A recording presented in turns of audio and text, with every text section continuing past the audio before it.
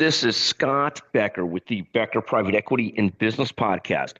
We're thrilled today to be joined by a brilliant founder, entrepreneur, leader. We're joined by Loren Deutsch, and Loren's going to talk to us about what she does, Loren Academic Services, and a lot more. Loren, I've known you for a long time, brilliant, brilliant person. Take a moment and tell the audience about what you do. Sure. So we are the title of the company is Loren Academic Services, and it is divided now into three areas pretty broadly. One is in the area of career coaching, and the other is in the area of sort of academic coaching in general education. And the third is in the area of medical education, so medical coaching, and I can go into each of them, but those three broad areas are what we have focused on now for the past roughly 15 years. And before that, I did that obviously independently before I started the company. But that's where we are today. And our main focus is really looking at where people may get stuck for a variety of reasons in their learning. But the mission within our company, I think, is probably the bigger part of what we do, and that is to foster diversity, inclusion, equitable representation, and so forth. And that is literally within our mission statement, and that has been the focus for all 15 years. So Thank you. And how did you get started in this? You do remarkable work. And how did you get started in this? sure. So long ago, as a great graduate student at the University of Chicago, I asked a research question, which is something we often do when we want to get funded for a job. And so, but not only for that reason, obviously, I was interested in why I was seeing a significant number of medical students and residents coming in to the student counseling services and asking for support that sounded a little bit like they needed academic support, but also other things. And we didn't really have a defined program at the time. And so I sat down and sort of wrote a proposal to the director and came up with an idea to look at where medical students and residents needed more support, but it wasn't really tutoring kind of support. It had a lot of those elements, but it was more around looking at organization and just the crossover of the competing demands for time and how they are contending with those demands, and then how they're being trained within those demands, and then accessing all the resources that we might need or they might need, anyone would, as they're going through kind of their lives, the early part of career physicians, as well as into, attendings and so forth, where things get stuck or get jumbled or get more complex. Thank you. And take a moment. You've moved from Chicago to Northern California. Do you miss the weather in Chicago? Do you miss the winters? Not even a little bit, Scott. I don't think I miss them at all. I love the winters here. I mean, I love winter. So I moved here so that I would actually have more access to being outdoors and skiing and hiking and biking and so forth. And I love the winters here. So no, we get maybe a lot more snow than in Chicago, but I think right now you guys might be outpacing us. So I'm not sure. There you go. So either way, great. And talk about what you're most focused on and excited about this year. Yeah, I think there's probably a few different areas. I have been recently attending podcasts and meetings for docs with disabilities. A lot of the work that I do started out in education, just in general education, and looking at learning disabilities, attention deficits, and thinking about the impact that they have and what are the ways in which we develop strategies and so forth around that. And so as an educator, that's been a long-term interest. And so Docs with Disabilities, I think, has been a phenomenal contribution. It's something you guys should look into, because I think you would love to interview Lisa Meeks. She's heading that up. I think she's at University of Michigan and working in, heading up her own learning lab there. So that would be one area. I think another area, that is important and near and dear is I do a lot of writing and presenting. So this year earlier, I was presenting at GRIT, which was a Mayo Clinic conference that actually was held not too far from my home here in Tahoe. So I got an opportunity to talk a lot about what we do on a coaching model and kind of what that looks like. Our model is based on a systems-based approach, and it is a time-limited model. So we're really looking at how do you take information over a certain amount of years of metrics and say, well, that sort of tells us what we can, predict will happen if we do X, Y, and Z. And so we did a lot of that. And compiled the metrics over time. And I got to present that at this conference, which was really exciting for me. Yeah. Yeah, that's fascinating. And how did you start the business you started?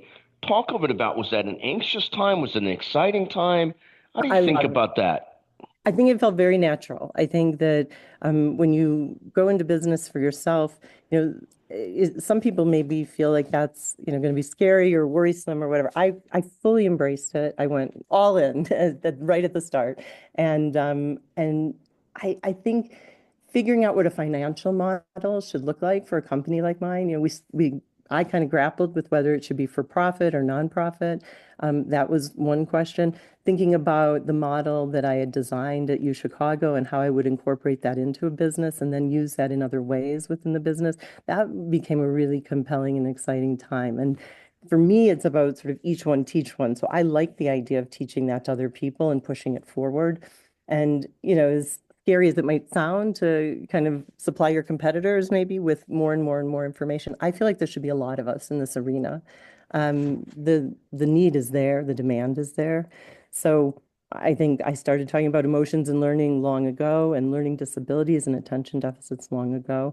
And now I'm seeing that, a lot of the campuses and medical centers where we work, they're hiring full-time people to do essentially what we would provide as external vendors and stuff. But I don't think that's diminished the opportunity. I think it's maybe altered it slightly, but I don't think in any way diminished. So you did ask one other question. I can pause, but there is one other piece, I think, within that, which is sort of the what are we seeing today, what's trending today versus what were we. Please. Yeah. So a few years ago, I think when we first talked on this program, I was seeing a lot of more of the sort of learning disabilities diagnosed or subclinical and things like that, that program directors, deans, et cetera, would reach out and say, I have a student or I have a certain number of students who need support in this area. What we're finding now is actually more in graduate medical education around early career physicians who are kind of struggling with professionalism, or struggling with communication, struggling with some of the ACGME standards and really grappling with that. So they know how to learn, they know how to take tests, they know how to do those things perhaps quite well. But, as we know, the ACGME has standards for how we teach physicians, and early career physicians need to develop their core competencies around that. And I think we're seeing an uptick in where that's become more challenging. And so I'm really intrigued by it. And obviously, I think it goes to a lot of what we would expect from doctors and physicians today, which is bedside manner, being able to communicate, being able to kind of cross over different sectors and segments, and so forth as they're either teaching or treating patients. So to me, that's a really neat area of opportunity for LAS, but it's a really important area, I think, within our healthcare system as well. And talk for a moment about what you're seeing in terms of diversity in the healthcare workforce, in the physician roles. What are you seeing in terms of diversity? Yeah, well, I mean, our focus has always been on a more diverse, population of physicians. So we've always worked really within that area. I don't want to say exclusively, but that has been long been the focus. I think it's getting more attention right now, for all kinds of reasons. In the political, area, we have changing of presidents, obviously just occurred yesterday. But with that, I think we're going to see, it appears we will continue to see, unfortunately, probably lack or limited opportunities in terms of the same kind of representation. And so I think there are barriers that still exist that we as educators really do need to be aware of and open to, and how we kind of push forward and say, no, this isn't tolerable or this is not okay. And de depending on where people's political views are, and I realize that that varies. We've seen an impact due to affirmative action. We've seen an impact due to some of the other kind of policies that have gotten overturned or shifted. So not to politicize it, but to me, that is such an important focus. I think there is still a dearth of representation or areas where we see representation. And that does sometimes vary by specialty, but it's a question of, are we seeing the equal numbers of men and women entering? Are we seeing equal numbers of racial diversity or socioeconomic diversity or first generation educated diversity? And the answer is no, we aren't. And to me, that feels still vitally important, and it always will. And I think that will always be my focus. So, No, thank you very much. I mean, it's a fascinating subject because at the end of the day, we're dealing with two shortages. One, an overall shortage in the workforce of physicians and nurses and all kinds of health practitioners. yeah, And second, a underrepresentation of minorities yeah, and and so forth. And really, I think as much as possible, the answer ought to be we got to address both problems, not one or the other.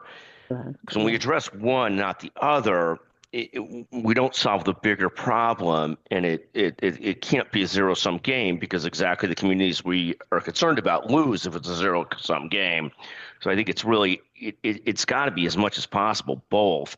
We need more doctors, more nurses, and we need more that are of color and so forth too. But a constant challenge. Let me take you forward another question. You're a founder, you're a leader, you're an incredible person. Talk for a second about, Loren, what advice would you give to other founders? I mean, you've been somebody who's stuck so close to your mission and you've had success and you've loved what you do. I love watching what you do. yeah, Just take a moment on sort of like, advice you would give to other founders, because in some ways you're so non-traditional yeah.